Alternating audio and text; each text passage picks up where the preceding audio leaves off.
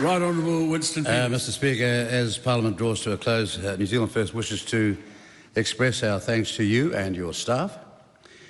We may not always agree, Mr Speaker, but we've enjoyed the calm and the humour you have brought to the House, and we must also thank the Honourable Adrian Ruffy for having served in the Speaker's role for the majority of this year and bringing a certain independence and professionalism that could be observed as being widely respected by parliamentarians. To the cleaners, caterers, security staff, drivers, library and Hansard staff, to the real workers, as well as to the many office staff in the precinct, we thank you for your exemplary service. This building would not function without you and wish you a happy and safe festive season. We must also acknowledge all of the first responders in essential services, our policemen and women, firefighters, paramedics, doctors, nurses, corrections officers and all those other frontline professionals and volunteers trying to keep our country safe and running this year.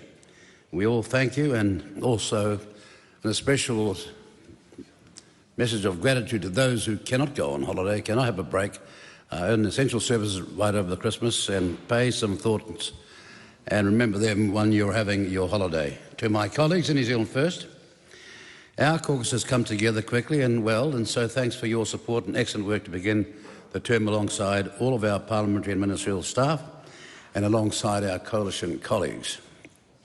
Mind you, we got our Christmas present on the 14th of October. That was election day. A lot of people couldn't read the polls, but it was the 14th of October. And we had a team that went out, Cinderellaised and marginalised, despite everything that they say at the moment. Maybe my eyesight is failing me, but I couldn't see those media people at those meetings we were having, but they tell me they were there. The reality is that politics is about reporting every angle, every side. And one of the most amazing things about politics, whether it be on the far left, the far right, right around the world, is that numbers and packed halls usually mean something. It means potential market share, but it didn't happen. And I just want to remind those who were congratulating the media today to have a good look at the details of the Journalism Interest Fund.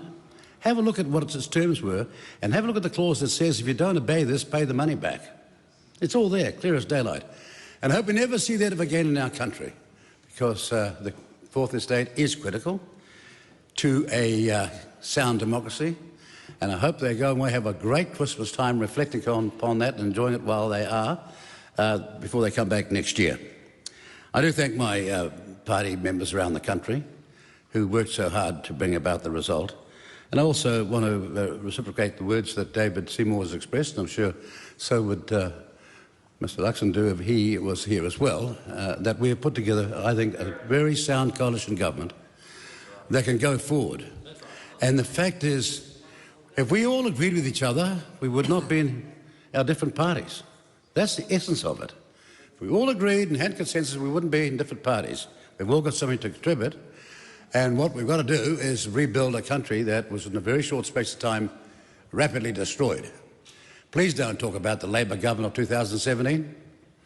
I can recall, just before 1 October 2017, Talbot Mills poll came out, and they were on 20%. We had risen to 19%, and we thought, good heavens, this is bad timing for us. There's going to be a collapse in the Labour Party, and there was. And Jacinda Ardern got chosen on the 1st of August, and 54 days later, she becomes the Prime Minister, because we're not biased and we're fair. We give people a fair go and give them a break. But the reality is they went and now say that that was them. No, it wasn't. There was a handbrake at the time. Remember light rail? It started off at 1.9, then 8 billion, then 14 to 16 billion, and then 29 billion. And some parties stopped it because we didn't think it was ever feasible in the first place. Here we go, we've got program after program, but look at their advertising in 2020. Everything we did was in their campaign advertising. I'm reminding you about that because that's the reason why they're going to be in the wilderness a long, long time. And I'll tell you what their problem is now, is they haven't got a leader.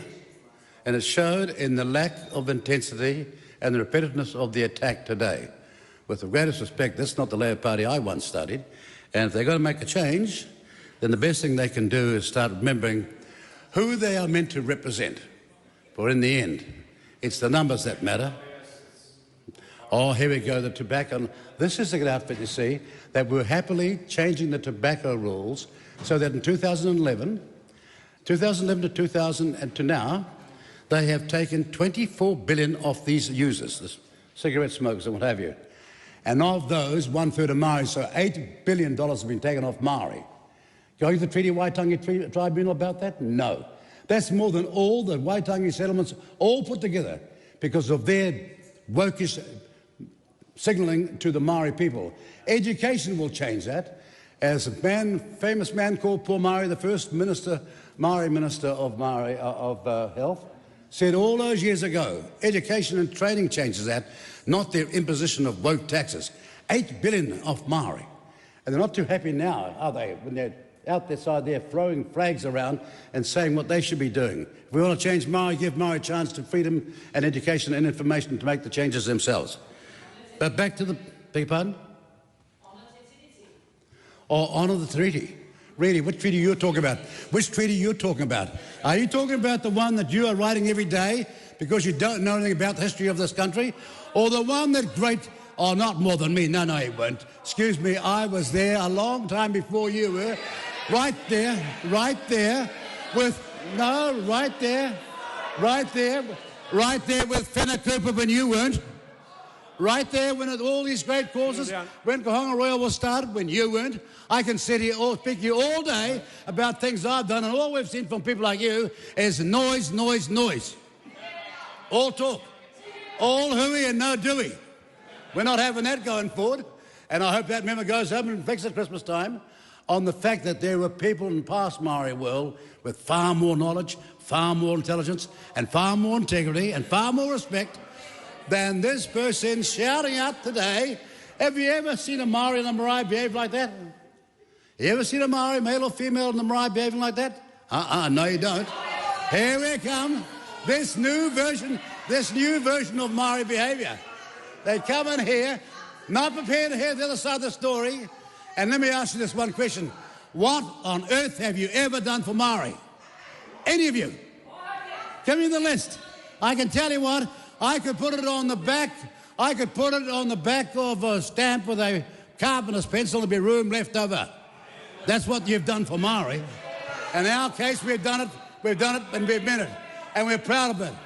But as Shane Jones would say, the Krooman never says how sweet it is, so I'm not going to go on boasting about it. All right? But let me tell you, I know what's happened here.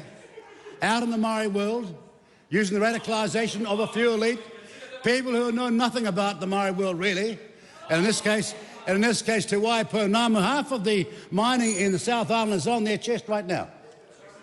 The greenstone's all there, huge, almost pulling the neck down. Because if they were real, you wouldn't need to wear that, would you?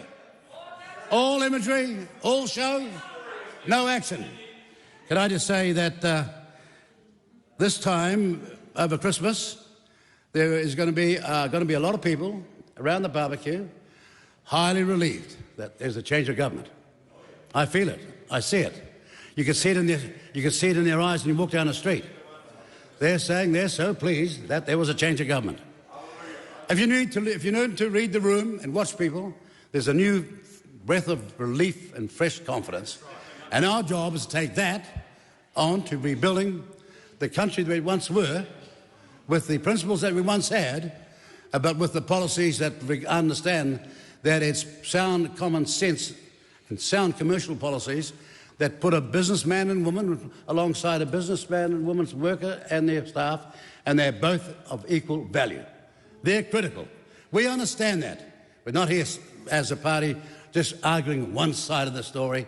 We want everybody to realise our future is best as a country going forward together, in a country that has always been known and was known at the time of the Treaty of Waitangi as New Zealand. None of the chiefs, listen up, he says I was there. No, but my chiefly ancestor was. But my chiefly ancestor was, and he's a whole lot more brighter than you. He's a genius compared to you. And I respect this ancestor. and I respect all those chiefs back then who knew what they're doing. And not one in the whole breadth of the country ever called the country Aotearoa. Have a happy Christmas.